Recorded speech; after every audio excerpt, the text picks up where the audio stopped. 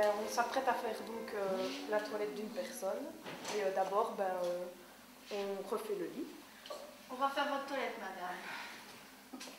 Je remonte un peu le micro. C'est une section qui ne s'adresse pas uniquement à une filière professionnelle.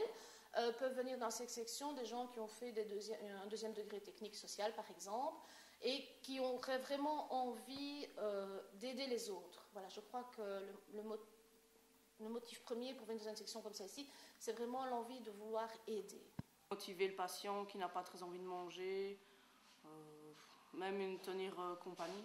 Alors je vais m'attarder plus pour les 7e aides-soignantes où je donne le cours de technologie des soins. Donc c'est un cours qui allie à la fois la pratique et la théorie. Ce sont des élèves qui sont donc motivés pour faire face à ce qui va être leur année de stage, parce qu'il y a 10 semaines de stage. Le premier jour, on va se présenter, on dit voilà, je suis stagiaire, aide-soignante, je suis là pour telle semaine. Une aide-soignante nous prend en charge, on visite les lieux, elle nous fait un peu découvrir le lieu de stage. Les soins, c'est les infirmières qui donnent les médicaments. Le matin, par exemple, il y a le petit déjeuner avec les patients.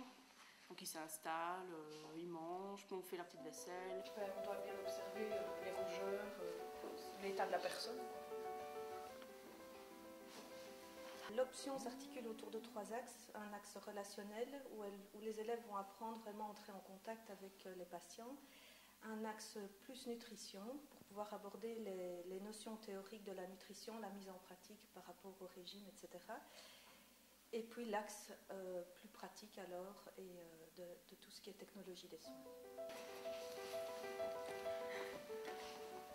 C'est pour leur bien, donc c'est bien. C'est vrai que les débouchés sont très variés à partir du moment où on a son diplôme d'aide-soignant, puisqu'elles peuvent aller travailler en maison de repos et à l'hôpital, à domicile.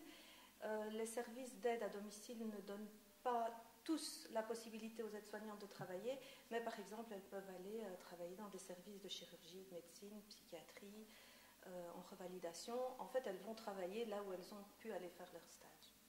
Alors, les difficultés, c'est de vraiment changer tout à fait d'orientation au niveau des stages, puisque ce sont dans des services hospitaliers, donc c'est une population de patients qui changent régulièrement, alors que dans les maisons de repos, ce sont ce qu'on appelle des résidents, c'est vrai, qui sont là pour longtemps. Et donc, leur faculté d'adaptation est mise à rude épreuve, mais elles s'en sortent bien. Je crois que le meilleur souvenir, qui est le dénominateur commun de tous les stages que je suis, c'est d'avoir été à la fois au courant du stress des élèves et puis de les découvrir en stage, en tenue blanche, rayonnante et heureuse d'être là et de faire ce qu'elles font. On communique beaucoup avec elles, et elles communiquent aussi bien avec nous, donc ça nous met en même temps tous les deux à l'aise. Déjà personnellement, vous ne savez pas si ça la dérange? On le voit. Enfin, moi j'ai rencontré une fois une situation que la personne ne me parlait pas, malgré que j'essayais d'entamer une conversation, mais elle n'avait pas envie, elle avait ses préférences au niveau aide-soignant. Ce que je pourrais dire, c'est qu'au niveau, aussi bien pour l'option aide familiale que l'option aide-soignante, ce qui est très important, c'est le niveau relationnel que les élèves, qui seront des futurs professionnels, devront pouvoir établir avec les patients et les résidents et les bénéficiaires. Donc on leur apprend d'ailleurs à pouvoir tenir une conversation et pas simplement pouvoir parler du beau temps. Si elles ont choisi cette option-là, c'est qu'elles avaient quand même aussi la fibre humaine qui fait qu'elles sont intéressées par les autres, en majuscule. C'est ça le plus important, c'est le côté humain.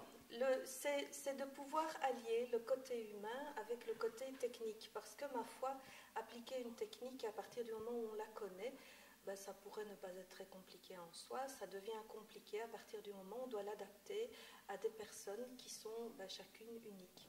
Et c'est là que tout le sens humain prend sa dimension. Quand on s'attache aux personnes âgées, aux patients, dans tous les domaines, c'est dur. Enfin, pour moi. Moi, c'est le contact avec les patients. Parce qu'à chaque fois, je sais que moi, j'ai un petit mot qui vient d'eux. Toujours un merci, un mot gentil, quoi.